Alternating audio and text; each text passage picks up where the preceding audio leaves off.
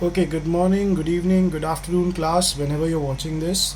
So, in our previous lectures, we have just covered what is electrolysis, and we saw electrolysis of molten lead bromide, then acidified water. That was basically by using inert electrodes.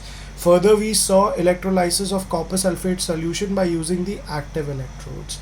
Now, finally, the concept जो हमने electrolysis का concept सीखा है उसका real life application क्या होता है हम ज़रा अभी उस पर ध्यान देंगे। तो सबसे पहले हम आ जाएंगे इलेक्ट्रोप्लेटिंग ऑफ मेटल पे, जो उसका सबसे पहला यूज़ होता है, और दूसरा होता है इलेक्ट्रो रिफाइनिंग और प्योरिफिकेशन ऑफ मेटल। इलेक्ट्रोप्लेटिंग का मतलब होता है कि जैसे हम कहते हैं ना, सोने का पानी चढ़ाना या चांदी का पानी चढ़ा देना। For example, the very expensive hotels that we go to, they give us silverware spoons, but they are not actually made up of silver. वो इनफैक्ट सिल्वर ब्रास के स्पून्स होते हैं, नॉर्मल स्पून्स होते हैं जिन पे सिल्वर की coating की जाती है to make them look quite expensive. And electro refining is basically a process which is use to extract one of the reactive metals that are present in our electrochemical series. क्योंकि अगर हम उनको heat करेंगे या फिर उनको कोई दूसरे केमिकल प्रोसेस से एक्सट्रैक्ट करने जाएंगे, so that substance will by default react instead of giving you the proper product. So let's first understand what do we mean by electroplating and its definition. It is the electrolytic process of deposition of a superior metal, example nickel, silver, chromium or gold, on a surface of a basal metal or article such as iron, copper and brass. Now see class, अगर आपको पता होगा, there is a thing called as imitation jewelry. तो imitation jewelry का concept क्या होता है कि basically we coat gold, since gold is very expensive and a lot of people cannot afford it. So what do people do? They buy imitation jewelry which is coated with gold, but it is not actually gold. So that is like, it is just for the sake of appearance and it doesn't cost a lot of money, but it is not that original. It is just a coating of gold on the surface of the metal. Now why do we do electroplating? So we have certain reasons over here.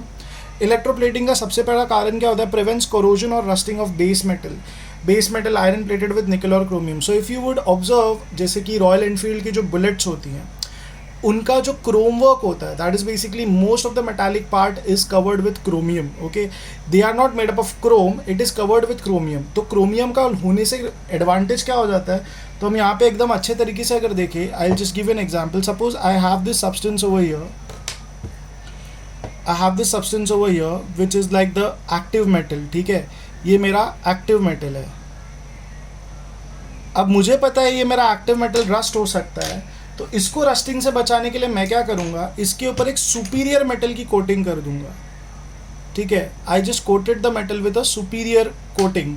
सो ये superior coating से क्या हो जाएगा, basically if I look carefully over here, active metal के ऊपर अगर मैं एक सुपीरियर मेटल को कोट कर दूंगा, तो सपोज इन फ्यूचर अगर इस पर अटैक हुआ, let's say if some other element attacks it, इस पर अटैक हुआ जैसे ऑक्सीडेशन का या फिर हीट का या फिर any other format of attack हुआ, तो सबसे पहले ये मेटल कोरोड होगा और उसके बाद मेरा एक्टिव मेटल है वो डिस्ट्रॉय होगा। तो बेसिकली इलेक्ट्रोप्लेटिंग से हमको क्या मिल जाता है, we just get the given concept कि we are going to in the, मतलब कोटिंग की वजह से क्या हो जाता है, द बेसर मेटल होता है, जो इंपॉर्टेंट मेटल होता है हमारा, वो बच जाता है, और बाकी जो हमारा इन्फीरियर मेटल रहता है जो उसको हमको प्रोटेक्ट करना है, उसकी क्वालिटी रिमेन हो जाती है। That is the reason we saw painting of cars. हम पेंटिंग ऑफ कार्स देखते हैं, मतलब कार्स जो बनती हैं एकदम अच्छी ड्यूरेबल लाइफ क्वालिटी के लिए, उनके ऊपर layers and layers of paint होते हैं, 5 लेयर्स ऑफ कोटिंग होती है, ताकि it is made sure that these are not rusted that easily. The second reason is that makes article attractive and gives it an expensive appearance. For example, a brass article is plated with silver or gold. I already told you that. Now, conditions for electroplating, तो हम यहाँ पे थोड़ा give reason type वाला conditions देखने वाले हैं। तो सबसे पहला condition क्या है? The article to be electroplated is always placed at cathode. अब देखिए, कैटायन का चार्ज पॉजिटिव होता है और कैथोड का चार्ज क्या होता है? नेगेटिव। ओके, कैटायन का चार्ज होता है, कैथोड का चार्ज होता है नेगेटिव, बिकॉज कैटायन का चार्ज होता है पॉजिटिव।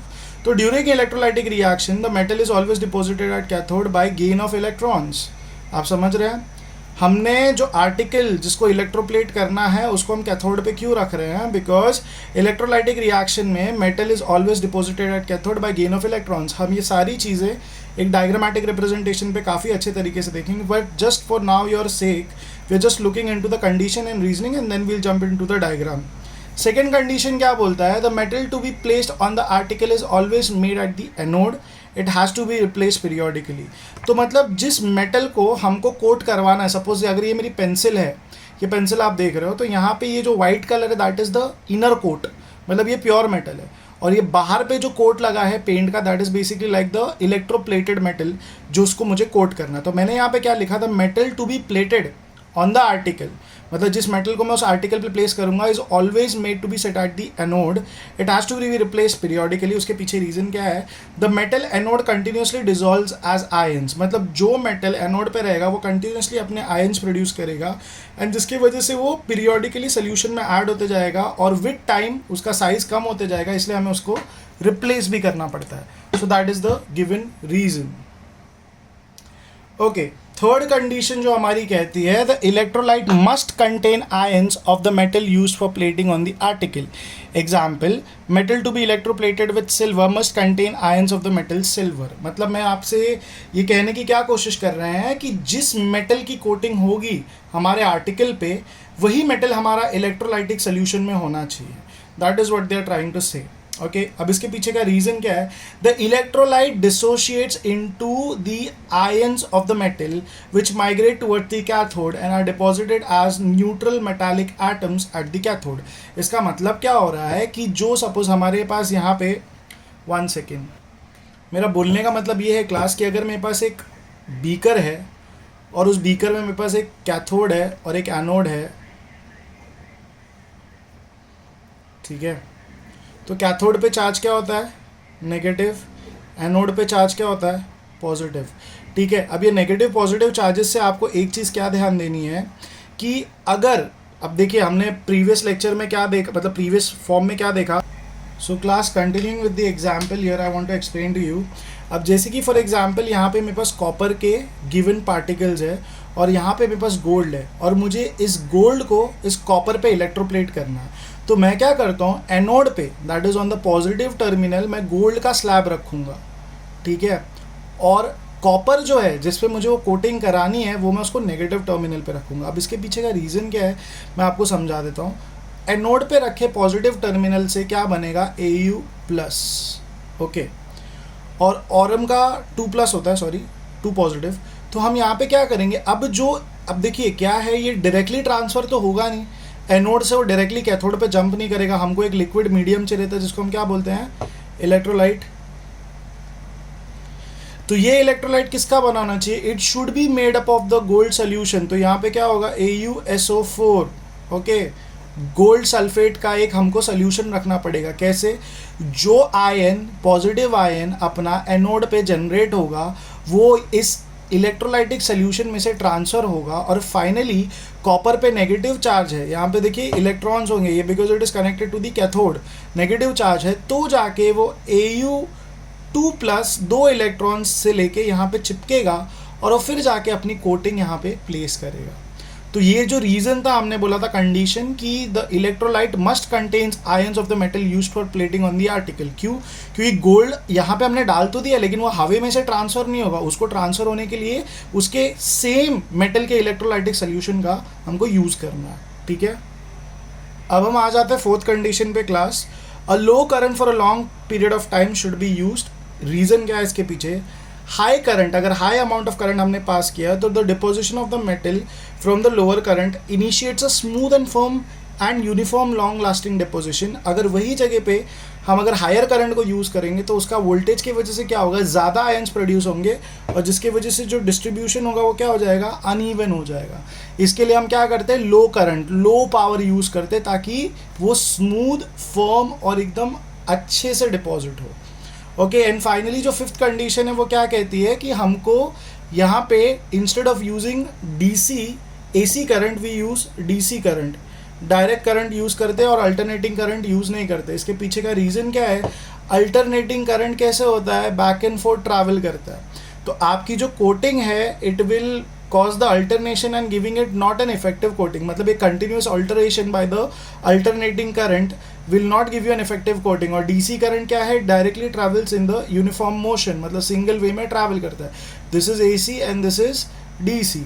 तो इसके वजह से क्या होता है कि द डिपोजिशन, जो डिपॉजिट होगा वो डीसी करंट ज़्यादा अच्छे से करेगा बिकॉज वो यूनिफॉर्म है और वो अपना वोल्टेज का फ्रीक्वेंसी चेंज नहीं कर पाएगा. So that is the reason we use direct current instead of alternating current in the given section.